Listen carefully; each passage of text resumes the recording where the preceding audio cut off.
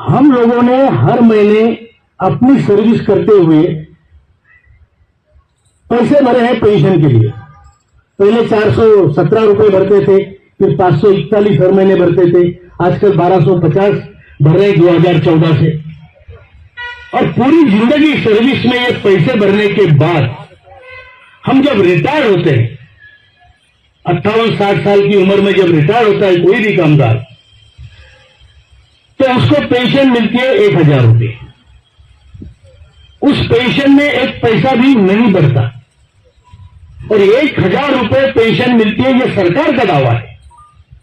लेकिन सर मैं बता दूं आपको, 36,60,000 लोग ऐसे हैं जिनको 1000 से कम पेंशन मिलती है और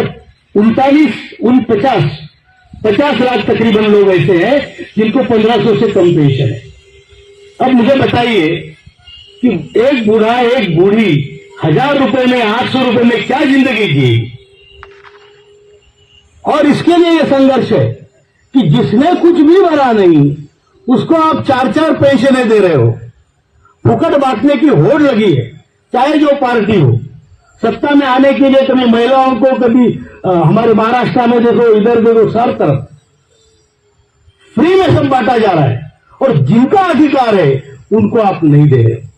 और उनको किस उम्र में आप बेसहारा छोड़ रहे हो? 60 साल की उम्र में। वो आदमी जब 1 लाख रुपए 50,000 रुपए घर में लाता था तो घर का बाबा था वो, उसके हाथ में कर्तृत्व था, दातृत्व था, पितृत्व था। और आज उस आदमी को उस घर में आपने भिखारी बना दिया है। ये सिस्टम है हमारी। उस आदमी को जो आज 1000 रुपए 800 रुपए ला रहा है, ना बहू पूछती है ना बेटा पूछता है, कौन चाहेगा 800 रुपए वाला बाप? तो हमारा पैसा होने के बावजूद हमारी स्थिति इस व्यवस्था में, ये कोई एक सरकार की बात नहीं है, ये चल रहा है 1995 से। तो हमारी जो स्थिति है उसमें सुधार होना जरूरी है। अभी जो सरकार अच्छे काम कर रही है, हम बिल्कुल कायल है उससे, लेकिन ये हमारा काम अभी तक नहीं हुआ है। ये काम होना इतना जरूरी है क्योंकि आज वृद्धाश्रमों की संख्या हमारे जैसे देश में बढ़ रही है। क्या देश है हमारा? मातृदेवो भव, पितृदेवो भव, गुरुदेवो भव, ये कहने वाला हमारा देश, हमारी संस्कृति है। और उस देश में उस देश का बाप भूखा मरेगा तो ये हमें मंजूर नहीं है।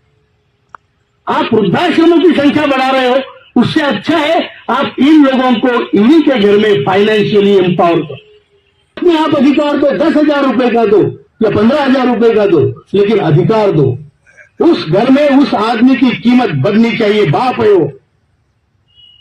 और इसके लिए उसके पास पैसा जुड़ेगा, पोती नाती उसके पास दौड़ के आती है तो उसके जेब में हाथ जाके 100-200 रुपए निकलने चाहिए।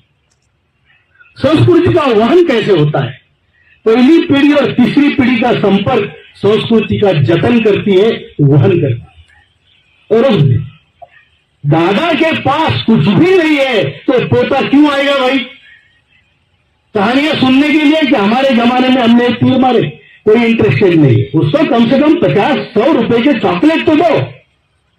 अगर बुढ़ी बहन मेरी घर में आती है कहीं दिवाली किसी और फेस्टिवल में, तो कम से कम 500 रुपए की साड़ी सस्ती वाली देने का मेरा अधिकार है। वो अधिकार ये सिस्टम, ये समाज व्यवस्था और ये सरकार नहीं छीन सकती। ये हमारा कहना है और इसलिए ये संघर्ष केवल पैसों का नहीं है, ये संघर्ष हमारे आत्मसम्मान का, हमारे वजूद का और हमारे अधिकार का है। और इसलिए ये संघर्ष जारी रहेगा जब तक इस देश का बूढ़ा सुखी नहीं होता। आपकी कितनी भी प्रगति हो, हम ये संघर्ष जारी रखेंगे और हमारा अधिकार छीन के लाएंगे। ये हमारा संकल्प है। बैठक बहादुरगढ़ जिला पटियाला पंजाब में 21 दिसंबर को की गई। यहाँ पर EPS 95 पेंशनर्स ने अपना अच्छा प्रदर्शन दिखाया। सभी को धन्यवाद। और अगर आप भी EPS 95 पेंशनर्स हैं या पेंशनर्स का सपोर्ट करना चाहते हैं तो इस वीडियो को लाइक करें, ज्यादा से ज्यादा शेयर करें और चैनल को सब्सक्राइब करके अपना समर्थन दिखाएं। धन्यवाद।